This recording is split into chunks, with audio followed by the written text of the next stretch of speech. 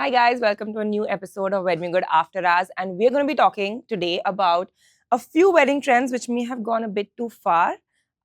Starting off with something I came across like, have you guys seen this new thing called bhajan clubbing?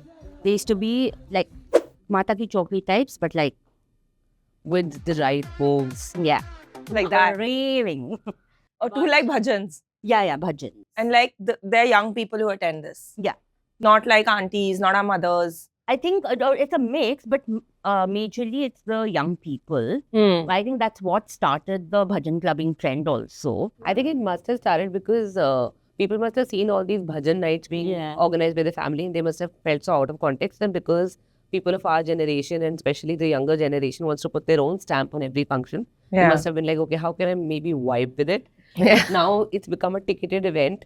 Which is, I mean, honestly, very funny to all millennials, so to say. But I feel that the only way we can understand a lot of these things about ourselves, what spirituality, God, religion, etc. means to us, is contextualize it in a language that we understand. I mean, if every time a friend invited me to a bhajan night or something, I used to have an expression that said, "What am I going to do?"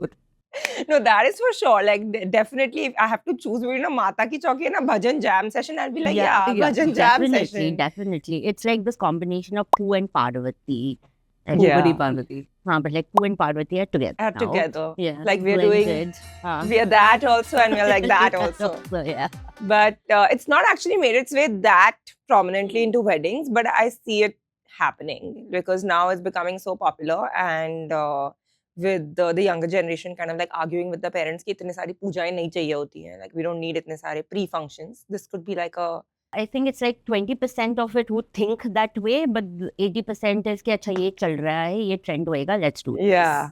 It's about trending and going viral, I think, most of it. So like if we go a little in the 90s or maybe late 90s, early 2000s, for those TV में जो माता की चौकी जाते थे ना, शेरावाली माँ, something where it's literally like they'll take the latest Bollywood song and then they'll start doing their bhajans on it. So I mean, I guess this is a cooler extension of that. That is very cringy. हाँ मतलब कांटा लगा they turned into bhajan now. What Really? Yeah. Crazy kiya re. हाँ. If you, I think on YouTube, you still find all of these. All the 90s item number songs. yeah. Early 2000s. कि मैंने like बीड़ी जलाई ली है. Yeah, no, there are, every Bollywood song has a religious version of it. Oh my god, yeah, we must bring those up to see how those... It depends on what the alternative is. If the alternative is like a traditional bhajan sandhya turned into this, then yes. If it's like this versus a normal music night, like a jazz night or a Sufi night, Obviously. I don't know what the generation is then up to, because there are people who are preferring to stay sober and to do this over the so-called things that we kind of Yeah, grew I up don't on. understand that generation. That I don't get. Yeah. Yeah, but I get to each his own. I would not choose the bhajan clubbing night over a regular music night. Yeah. And I think they've now also like turned into not just bhajans. They do like 70% bhajans and 30% is Bollywood jam. Like at the end of the session, from what I have seen, they play those 90s songs that people love to like, sing along and stuff. So that's how I think it'll happen in weddings. The invite goes to make all the parents who are religious, etc. happy, and once the parents go to bed, it becomes like a Bollywood night. But I hope this is not going to sort of, take over Sangeet and everything. Because that I would really be cautious of. No, I don't think so. You There's never no know way. with Gen Z. They want to do everything opposite of what the generation above was doing. यार हम भजन तो नहीं करेंगे संगीत के लिए. I'm sure even Gen Z like... I mean, I would put up that case if I was 22 and that person. Yeah, but they like music, na?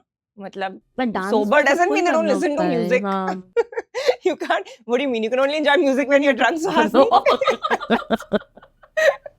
So yeah, the next thing I'm seeing is a lot of these IV drips at weddings. Have you seen those? That real. I am sorry, but do you have a medical professional there? No! Like, what are you doing? You're putting needle in your veins with Sharing random- those needles. Oh my god, like I have to go to even like a hospital and I'm like, mere samne needle kholo. I want to see that it's not used. Like, I'm sorry, HIV is real. Like, what Yes. are you doing? This is so So dangerous. the same guy who's making shisha and giving you shots is essentially going to medicate you. No, but this is like crazy behavior. Like, why are you doing this? But these are what? These are those energy drips or something. They say na hydration. in a nutshell, there's things that will make you show up at the haldi next day without being hungover. So the use case is legit. The solution is crap. यार hangover kits होते हैं, पानी P low. Pani pee lo, exactly. मतलब What are you doing? Why do you need hydration injected No, inside this you? is very inspired, very Kendall Jenner and Hailey Bieber coded, right? But they have legit people coming from Yeah. some medical clinics and all of This that. is my fear. Like a lot of these celebrities forget IV drips for hydration. They do now these NAD supplements, which are like NAD is something that keeps you younger. So they inject it inside their veins. Okay, and there's a bunch of things like this, but they are paying some, at least I'm sure 5-10 lakh rupees for one session. यहाँ पे आपने 10,000 किसी को पकड़ा है, who's coming? Mehndi वाले का budget भी उससे ज़्यादा था. How do you know it tomorrow? What if a Mehndi guy is like recommending you the IV drip guy? But you know, the video I saw, it wasn't even normal people of our age. It was dadis. All the more mortifying. But like, हम तो फिर भी बच जाएंगे कुछ ना कुछ करके. Youth is on our side. But I mean, just on this trend, if you guys watch Selling Sunset and all these Yeah, shows, yeah. the parties these guys have, it'll be like Botox and burgers parties, where people are coming and giving you Botox shots. Or there was one more, which was something like, I don't know, fillers and Birkins or Birkins and something. And every party has like a, like a skincare thing or whatever attached to it. And I'm sure at some level it's going to percolate down to, It's part of the lifestyle. yeah. So I think this IV drip is just the start. You're now going to start seeing like, oh, you have to look a particular way at a wedding. So we have a whole, already salons to hote hai, but like a whole facial skincare services person on site and things like that. if it's just skincare and only facial and like Relaxing. spa and all that, I'm very down for Yeah. this situation, right? But please do not come with that. Don't come with the needle. Don't come with a needle near me. So like I know if it's like a random person, Mehndi wale ne bula liya, like we said, none of us would get it done. But I'm assuming these are wedding planners who are, their credibility is on the line. So they must be vetting someone who's coming. So let's say it's a very qualified lab who's there on site. Would you trust them to sit for an IV drip at a wedding? Trust them, yeah, but will I get it? No. So only because I'm terrified of needles and I don't do it just for the heck of it, like only proper medical reason ke liye I'll do it, but not otherwise. If it's one of those days when I've decided to not use my brains in the 365 days of the year, then maybe. I mean, I could be that person. Okay. But the rest of the 364, no. What if all your friends are getting it done, your family members, and you're the only one standing in the corner? It's okay. I have no FOMO in life. हाँ, always maintain कि अगर तुम्हारी best friend jump करेगी तुम भी करोगी no. Standard Indian mom कोई ना dialogue. कूदोगे तो. It हाँ, has नहीं कूदूंगी passed down from generations over the last 50 years of mothers. I don't know who came up with this कि कूदेगी. कौन कूदता है? But even I tell my kids the same thing. Yeah. Your friends will say jump, you will also jump. So no to needles at weddings, please. Absolutely not. Okay, so let's move on to the latest viral wedding on Instagram, the big Udaipur wedding, which had, actually I don't even know the bride and groom's name, but I know who all came for the wedding. I know there was Ranveer Singh performed, J-Lo performed, I think Shah Rukh was there. It was like a crazy extravaganza. But I just want to read out a segment of what Shobha Day has written in the print, okay? And then we can like chat about it. So she says, Desi weddings are now fake, vapid, meaningless extravaganzas. Billionaires pop out of nowhere. When did the big fat Indian wedding become the big fat Indian tamasha? Take the latest demo of OTT opulence. An unknown billionaire popped up out of nowhere to celebrate the wedding of his daughter in Udaipur. Nobody had heard of the man, nobody cared. But they still flocked to dance and sing and hug and kiss complete strangers who had taken over one of India's most historic and stunning cities, only to convert it into a vulgar version of Disneyland. There was hardly any Udaipur visible and much more ghastly studio sets in the countless reels extensively shared over social media. Okay, like Shobha, they can be a little like extra, No, but I love it. extra with the thing, but like I love it. I love reading her take. Normal people, they choose Udaipur to get married in because of the structure, the heritage and everything.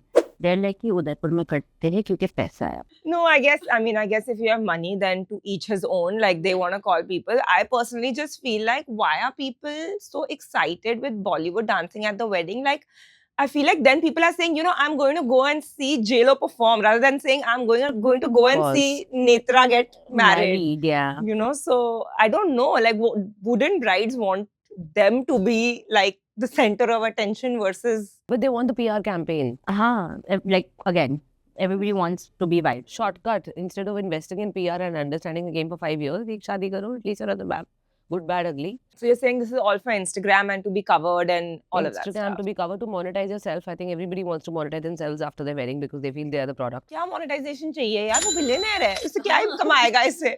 I would just say that honestly though, like I'm very happy that they come and do it in India rather than, at least the economy of India is growing and we are, like earning more in India with weddings happening in India as opposed to them saying कि हम Italy में जाके शादी कर रहे हैं हाँ. Indians. So like if India becomes like a global destination wedding stage, then okay, it's a good thing only. I don't necessarily have a problem with it per se. So I don't really think that it's a bad thing or anything. It's just there's too much of it. There's too much money on display. It's not even Netra weds Vamsi. It's just that Udaipur billionaire wedding. Correct. That's how this wedding is being known.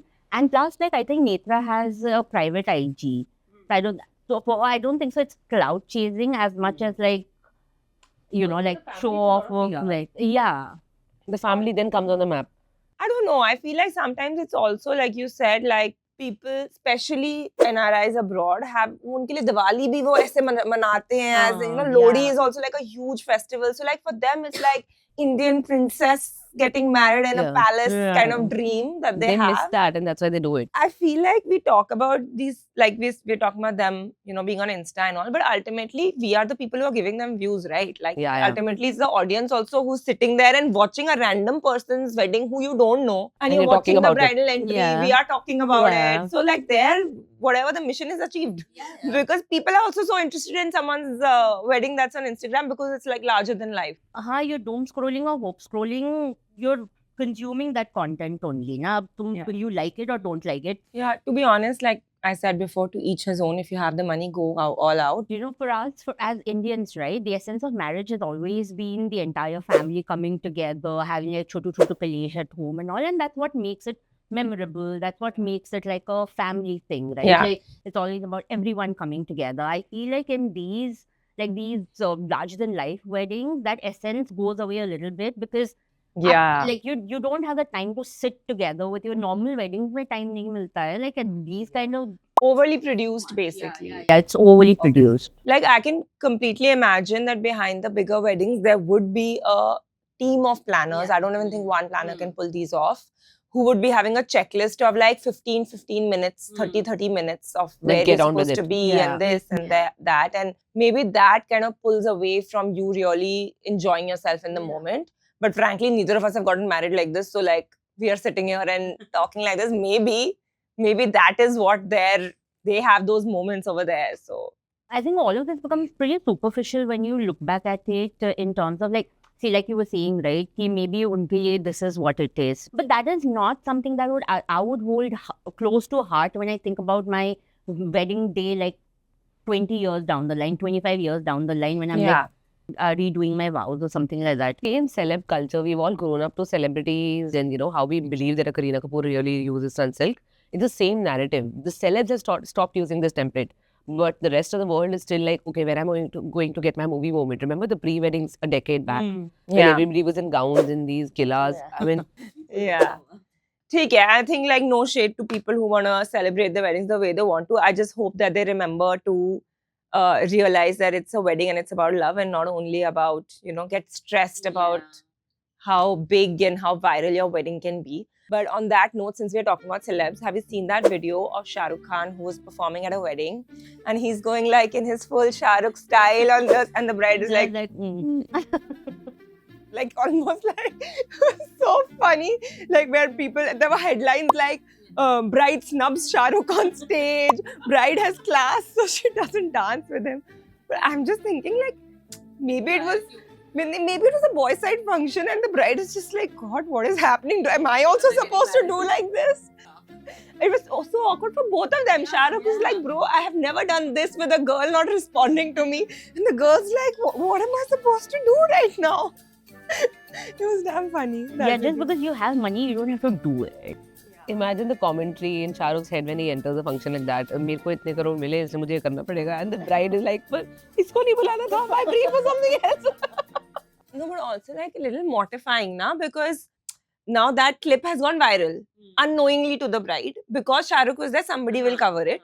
And now that bride must have had a perfect other thing. It might have been a random spot of 5 seconds where she's a little awkward. But that picture has been plastered over the internet without her knowing. So that's But that like is the world of social media. You will be taken out of context for no fault of yours, and then it will become a national controversy the next day, forgotten after 2 weeks. So like what we talk about of people, clicking us when our mouths are open eating golgappa, that could be plastered all across Instagram if you have like one of these viral weddings. So that's the downside of it then. At the end of the day, the point is like your wedding is one of those occasions. Like people say weddings and funerals are the only 2 occasions where all the people you love are going to be in the room. And I'm not sure when you have such a produced wedding, you're actually spending those moments with the people you love.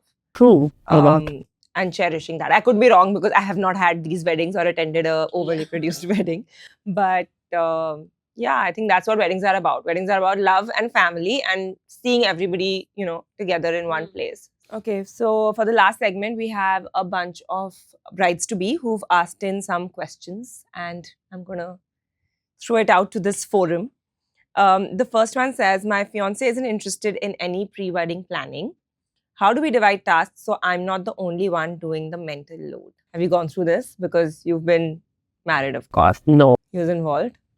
But how would you recommend? So our wedding was actually across 2 cities, and my then fiance, now husband, was residing in the 3rd city at that point in time. So we managed to manage the wedding like a project together for us, most parts of it, but one of the functions was somewhere else.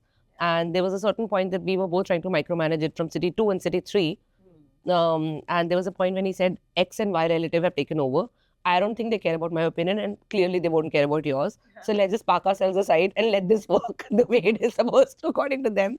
And I think that was a smart call, because if I would have tried to like orchestra that from a distance and then put that pressure on him as well, it would have just resulted into 10,000 fights and an unhappy function. Yeah. Hmm. I mean, yeah, So, but at yes, least I did walk in with a lot of like, oh, but my deck didn't look like this sort of moments.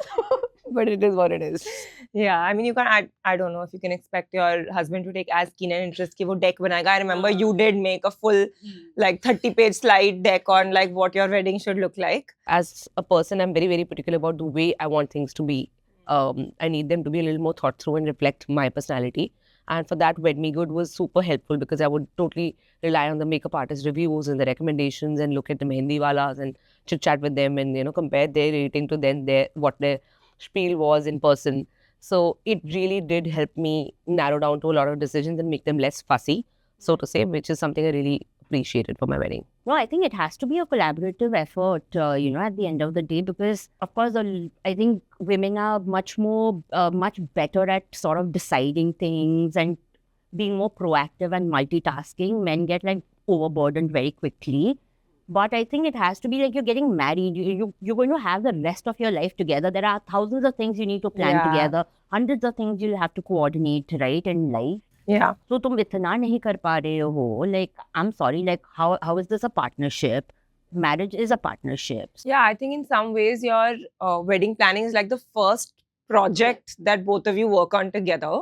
And that's kind of a blueprint of how you're going to work on Right, projects yeah. together. So someone who's completely like not interested in doing it with you, chances are 10 years down the line you have a kid, they will be not interested in doing a lot of that things. as well, yes. That also.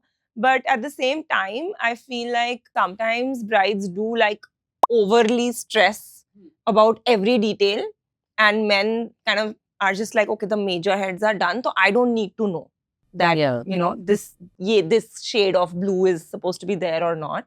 So I don't know, as advice, I would just tell her that have very clear divisions of your roles. Typically, I've seen grooms love to take a call on the music, the alcohol, the bar, those kind of things. And obviously things like decor and stuff, which girls are generally more interested in, it comes on to, us. So have clear roles, and there should be some tasks which are like, you do you and I will do me. Define your non-negotiables. And if the other person's not interested, what are the things that he or she definitely want as a part of the wedding, and the rest, take it in writing. I'm just kidding about it, but take it in verbal promises that, you know, they will not then show up on the wedding day and be like, but why is this lighting this way? Why is the entry here? Just have that clear that, okay, these are the 3 things you care about, then please take care of it and figure it out. The rest, I'm just going to pick up. Yeah, if not anything else, when your fiance is taking you through कि अच्छा हमारी entry ऐसे होने वाली है, ये होने वाला है, वो होने वाला है, show genuine interest at least and like follow the instructions if that's all that you can do, you know. At least follow the instructions and be present. You don't have to like decide the shades and templates and colors and everything, but be present at least. Okay, so 2 things I'm hearing is advice for this person is number 1, have clear demarcations of who's responsible for what. And number 2, sometimes just take a step back and get your village to help you. There are going to be lots of people who, your cousins, your relatives, etc., who are going to do it. So sometimes you just have to take a step back and put it on the other people to, you know, do it for you. So the second question comes in from Sanya and she says, who pays for what? Me and my husband or fiance earn differently, but he assumes expenses are going to be 50-50 in a wedding. Is this fair? If the earning is different, then it is not fair. But I feel like a very easy way to do this is to divide your events. Like you do your event, I will do my event. Like maybe the girl throws the wedding and boy throws the cocktail. At least that way you do whatever you are comfortable with doing and the girl side does what they are comfortable with doing, as opposed to every expense being pulled in and like split 50-50, right? Because maybe your wedding budget is something like 60 lakh rupees and my parents' wedding budget is something like 25 or 30 lakh rupees. Now, for pressure, there should not be an expectation either from the groom or from the bride side to equate it. Yeah. So, I think the difference is between equal versus equitable. People are at different sort of affordabilities, etc. So, that needs to be taken into account. So one of my friends, when she got married, they had a strict budget. Like, okay, my family is going to contribute 30 lakhs. This is my budget. Yeah. उसके आगे आपको you pay 30 lakh. Let's make it 60 lakh wedding. But if you want Yes. to do things more than that, then वो आपकी problem है. आप क्या करो पैसे, right? Yeah, so I think that's the second good solution. Apart from splitting functions, you could say this is my max amount and somebody else says that's what I want to spend. You put that together and if over and above that somebody really wants something, then that person bears the expense for it. Otherwise, be happy with whatever your sort of, you know, max is. But what really like in this scenario, I think bothers me in the Indian wedding scenario is there is this unnecessary pressure that comes on to one side of the family, which feels like ab main loan le leta hu because I have to, you know, Match up. which is just it's like the dumbest thing you can do, I feel. Purpose of equality. Yes, and it's also like you for those 3 days you are actually sacrificing your future financial health Correct. for those 3 days. So so yeah, either split your events or look at what is the max that each side wants to offer. And Or look at categories. Like I've seen some weddings where one person's very gung-ho about the decor or the entertainment, that I want XYZ band or XYZ Yeah. sort of decor. And the other person can totally say that, okay, hey, I'm going to cover for the food and the essentials, the venue, etc. But any frills, you figure it out as to how you want it because it's your thing. so either events or, you know, like we said, equal is not equitable. Put in your max budgets and then combine those together, or look at categories that are important to you and work from there.